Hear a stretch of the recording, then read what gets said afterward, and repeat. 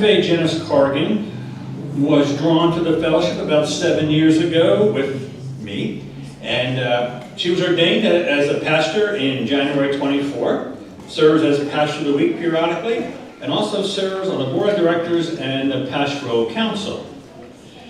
She humbly joined the fellowship, seeking to find where she could fit in and provide assistance.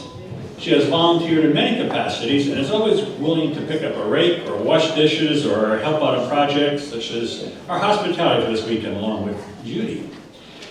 Currently, Karin is taking on the role once more as a Sunday school teacher for our older fellowship beings of light, ages 8 and up.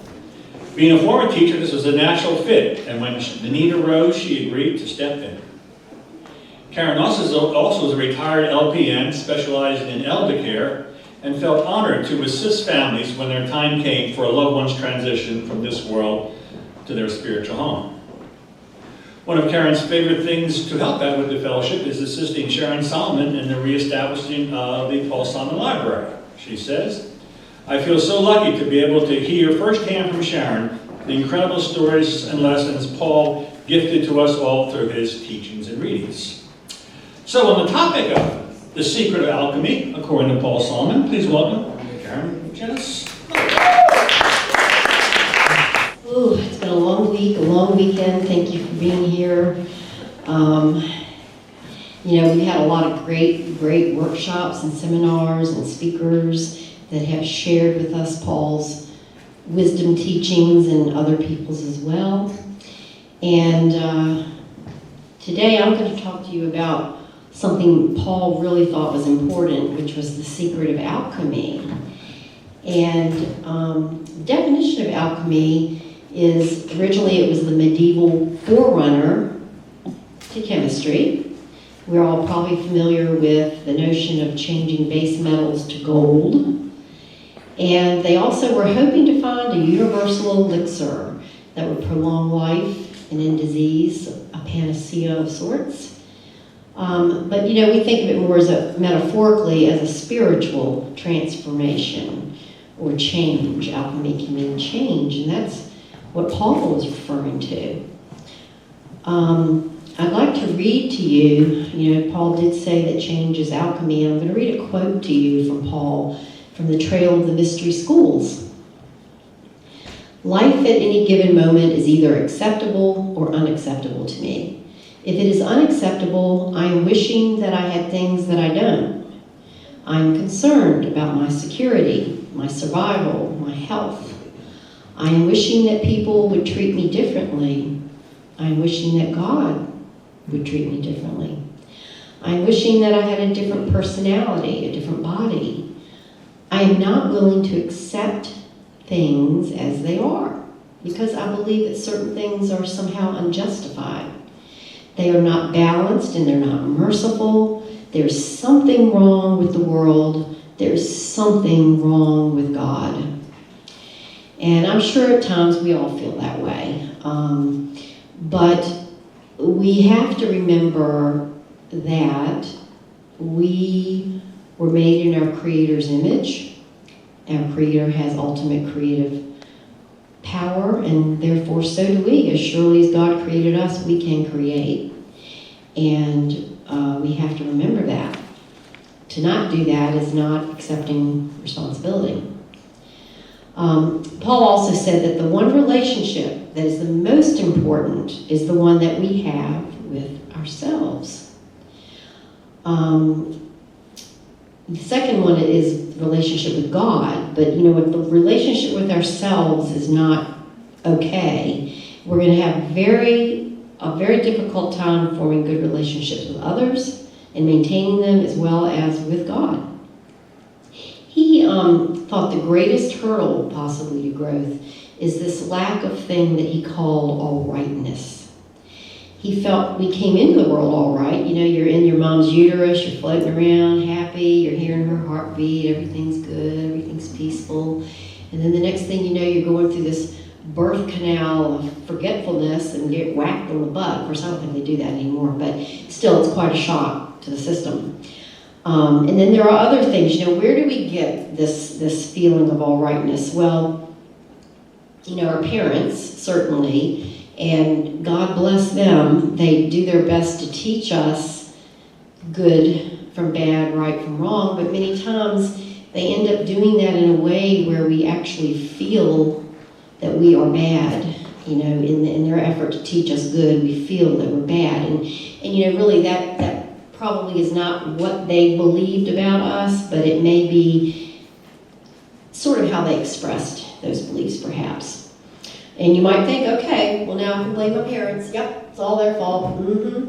Nope, you can't. Because when you get to a certain age, you have to accept that you are responsible for who you are and what you are. And to continue blaming your parents is just really not being mature or responsible. You know, how many times do we look to someone else to make us happy? You know, we get into these relationships.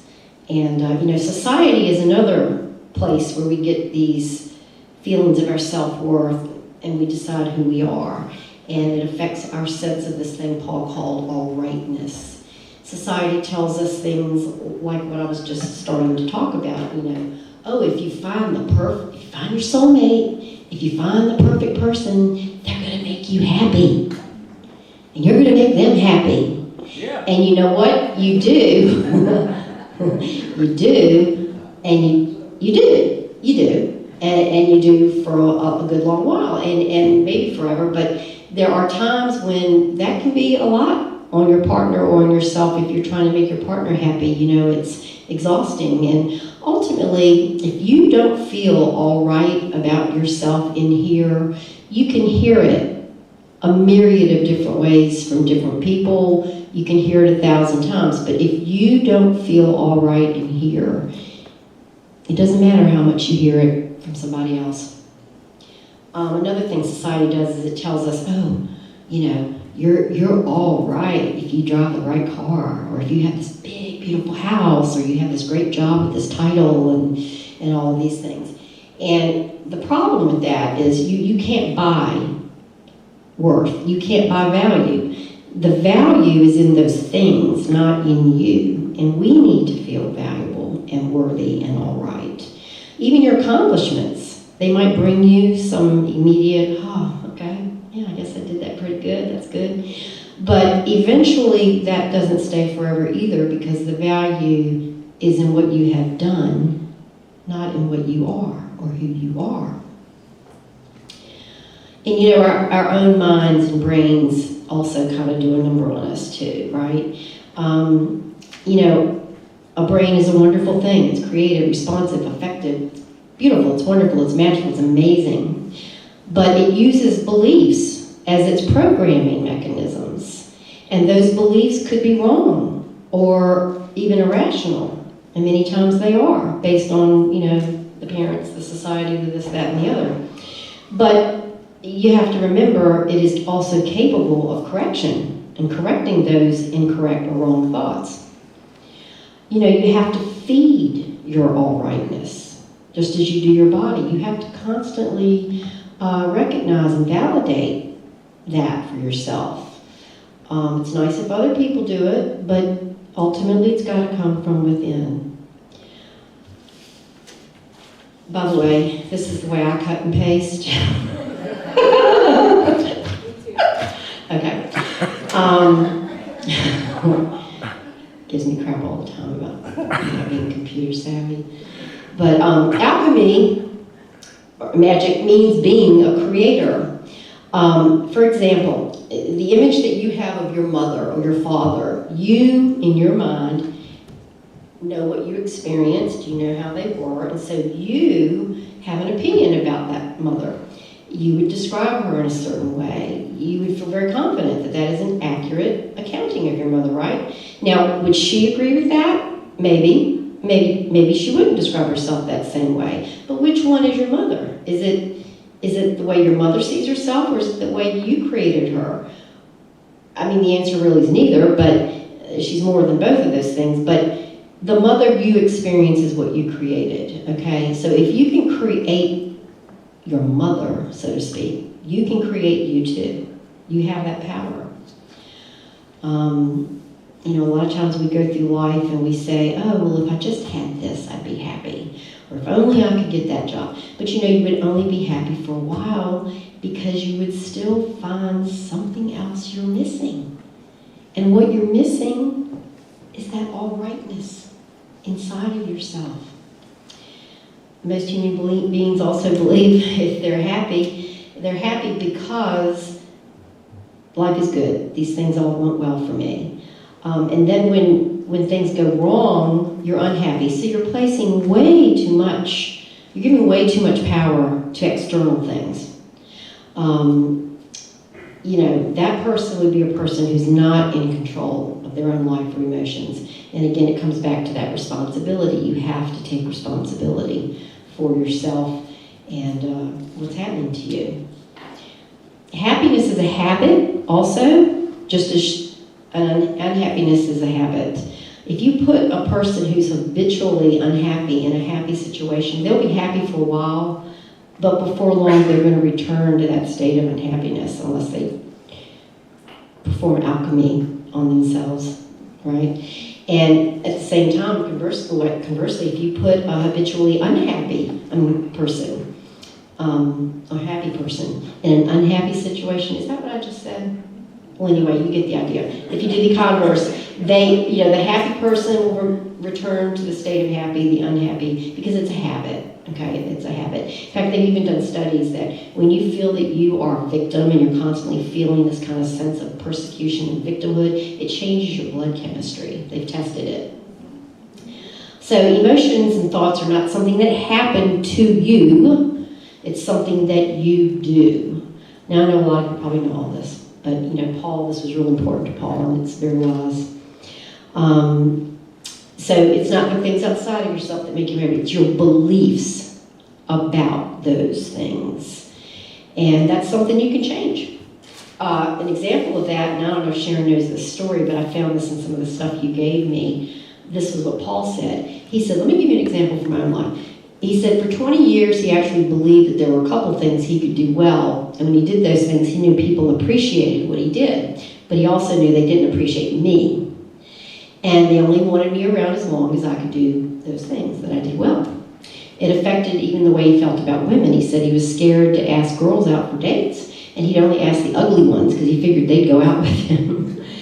And so what that resulted is he didn't date very much in his younger life, and he didn't feel good about the world he lived in either.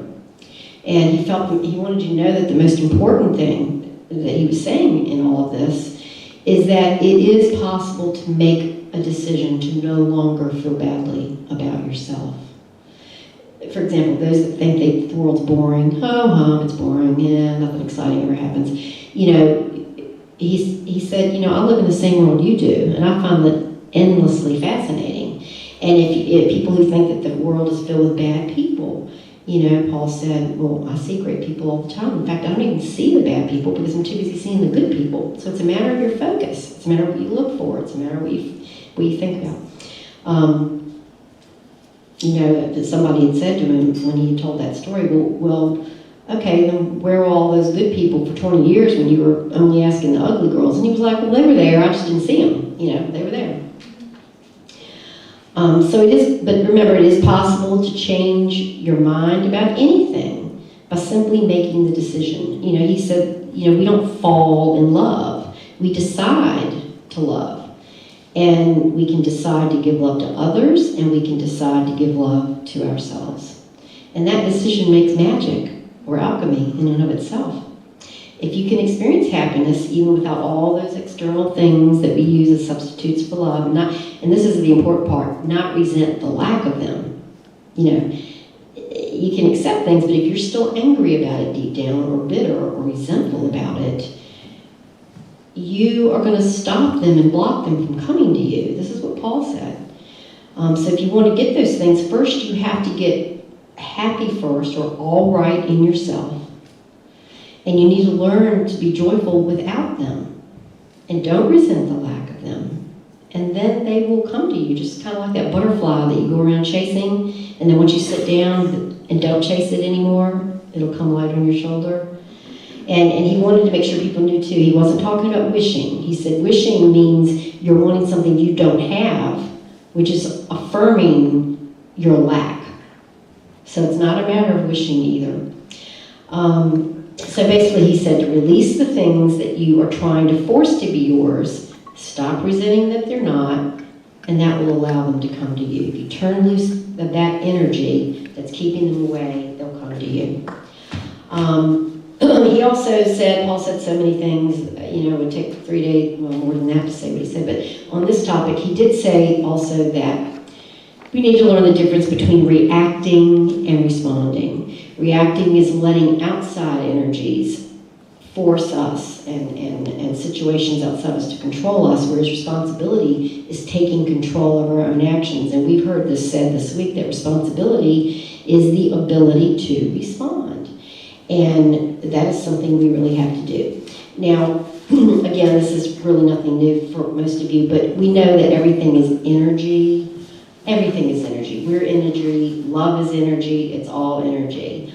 I had another neat story I was going to tell you about. I can tell it, I think, from my memory. There were some studies done on a mother rabbit with its babies. And they separated them, and they systematically killed each of the babies. And they had the mother hooked up to a biofeedback machine, and they found that the mother reacted each time one of these babies was killed, even though she wasn't with the baby. And they thought, well, let's eliminate some variables here. Let's surround the mother in lead. Let's eliminate magnetism and other things that might be affecting this. And so they took the babies and put them in a submarine 500 feet under the ocean, and did it again. I guess she had a lot of babies, I don't know. They did it again, and she still reacted. And that energy, that love energy, is what she was reacting to, the loss of that baby. So knowing that everything is energy, how can we do this alchemy? How can we do this? We have 4 elements, main elements. Well, there's others, but fire, earth, air, and water. And we all tend to operate either positively or negatively within the attributes of those elements. Astrology talks about what sign you're born under, this, that, and the other. But, oh yeah, there's my story about the rabbits. But anyway, that's what happens when I cut and paste like this. Oh well. Okay. So, knowing that all is energy, it's interesting to find out the way you change things about yourself, the way you change your negative to a positive, which we have the power to do, is to first, be aware. First of all, I'm going to pass out a sheet. I'm going to give everybody this great Secret of Alchemy that is directly from Paul, okay? And it's really interesting to read. I read the first paragraph, and I encourage you to read the rest. But how much time do I have, Jerry?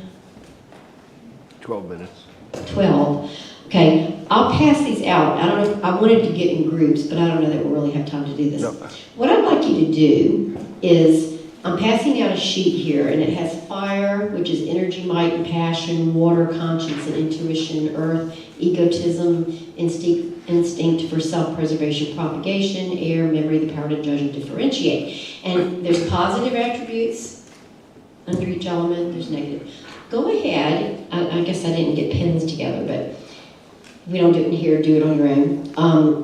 Underline or circle or something the positive traits you feel you possess with operating within those elements, and also with the negative. And then see which one you have the most positive of. Now, I would remind you that they don't all have the same number of attributes, so it would probably be more accurate if you do it as a ratio, like, this one has only 8. So if you get 4 out of 8 there, that might actually mean more than getting 4 out of 17 down here. You know what I mean? So be aware of that. But then what I was hoping to do in groups is let you get together with people that are acting out of the most positive. So if you'd be with your fellow fire people or air or water people. And then as together as a group, talk about how you can change or perform alchemy changing some of these negatives into a positive. And you could get advice from your fellow group members, but this is something you can do on your own too, or with a partner. So I don't know if we have time to even do pens and all that. I don't know where pens are either. Here, let me just pass them out first, and you be thinking about it. But thank you. So here's the thing that Paul wrote about the great secret of alchemy. You know, John Christian this morning. How many of you were here for that this morning? Oh gosh, he's staying with me and Jack, and I feel so blessed. Gosh, you know, we have to remember one of the main things he said, and he said it to me this week, is we have to bring that light down in through our crown chakra with our breath, and bring it down into our hearts and hold it there, and from there we can share that light with others and feed ourselves. Did you want to ask me something? Were there supposed to be lists? That's this thing. This is the other list. You want that out? Oh wait, Jack, you passing? Oh no, here's the other one. Yep, here's the other one. So, and you know, it's about, you know, awareness and responsibility. You have to be aware. You have to understand that things are not happening to you. You know, we were up here dancing last night, having a great time dancing to John Christian and Chris Van Clee's music. That's probably my timer saying I have to do my talk. Or something. I don't know. Anyway, or somebody's timer. But we were dancing up here, having a great time, and it reminded me, you know, life is a dance. This is a play. And we forget sometimes that before we came in, we already figured out what role we were playing and who was going to be in the play with us. And you know, sometimes they're there to annoy the hell out of us so we can learn a lesson in patience. And sometimes we're there to teach them a tough lesson. And but you know, ultimately we're the creator. We've created this before we came in, and we can still create and perform alchemy throughout this life to change our negative outlooks and beliefs into positive so that we can become all right with ourselves. And like Paul said, the relationship with self has to be right first, and then it can be right with everything else. How much time is left? 8. 8 minutes? Oh my God, I didn't have to cut all that stuff away. Okay, well, why don't we get in groups then? Do you have pens? Do we pass pens out? Yeah. If you've got a pen, Everybody great. has a pen now. Okay, so go circle or underline the things that you have in the positive attributes of each element, and then see which element you are operating in the positive the most with. I guess I should do this too. You know, some of these words, I was like, what does that mean? Like adroitness? Adroitness is being quick-minded, quick-thinking, and really proficient and good at stuff. Punctuality, what does that mean? Adroitness. No. Are you, oh, okay, he asked me what punctuality means. I was on time for the talk today. Yeah, so do that for a couple minutes on all of them, and then maybe we'll have time to get in a group real quick, and then see what negatives you can get some advice on, like how to change that into a positive. And I'm going to do it too. Too bad we don't have music. Go grab John Christian and have him sing for us while we're sitting here doing this. So, give me another one last. Yeah, this one I don't need. Karin, can you do 4 out of 12? You do all 4 of them. Do all 4 of them and see which one you have the most positive attributes in. But then, like I said, though, keep in mind the ratio aspect of it, because, like, you know, Earth has, let's see, 1, 2, 3, 4, 5, 6, 7, 8, 9, 10. Hi to everybody on Zoom if you're still zooming in. I'm sorry you don't have this, but you probably get the idea.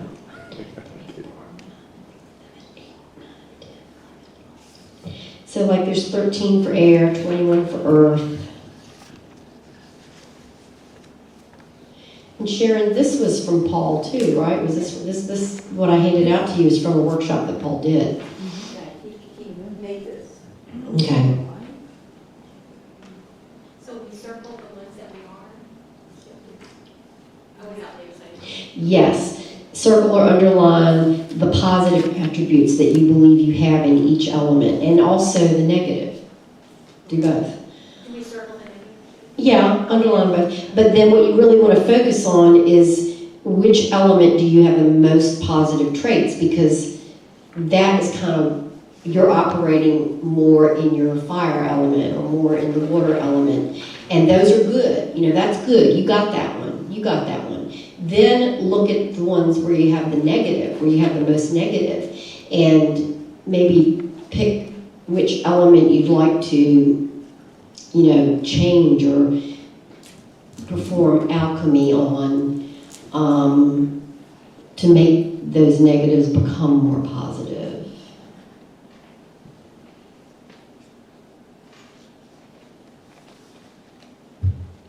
And they're not necessarily having to do with the thing they're across from.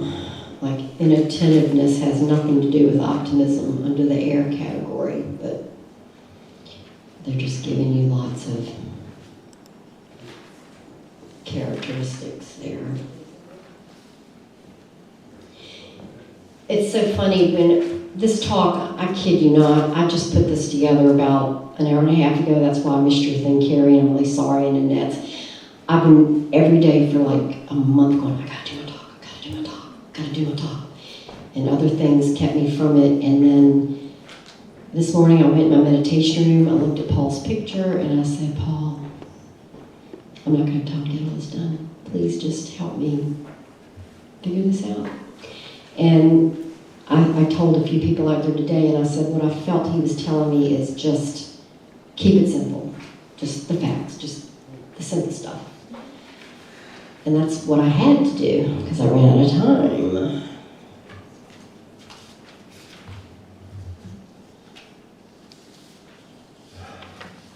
In fact, Sharon and I were going to do something completely different. We were going to talk together about Christine occultism, which we might do next year. And then we decided to change our minds. So see, we can change our minds. We can change what we choose to do. Let's not forget it.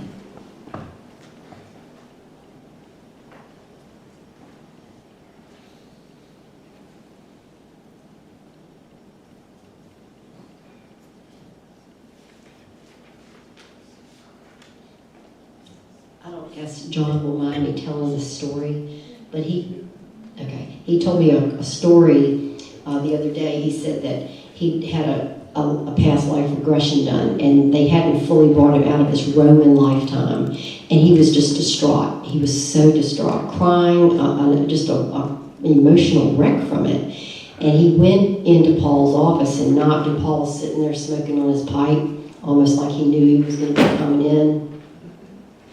And he said, yep. He said, oh, Paul, I'm so, and all this, that, and the other. And Paul, he said, looked at him and said, do not drag me into your drama. He said, get it together or leave. And so he said, and I've heard a lot of people say this about Paul, that it was tough love time sometimes. You had to come to Jesus. It's like, okay, enough of it. Take responsibility for what you're feeling and what you're doing. I saw some nodding out there.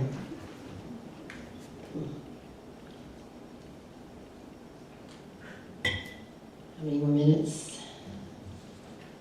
2 minutes, yeah. That's probably not enough time to get in the groups, but you've got that, and you can take that home and have a little self-reflection, talk to your friend, partner about it, or just, you can do, know thyself. You know yourself better than anybody, so you can figure that out. But remember, you can do it. You can assume responsibility. You can change your negatives to a positive, and remember, it's not what's happening to you that is causing your suffering.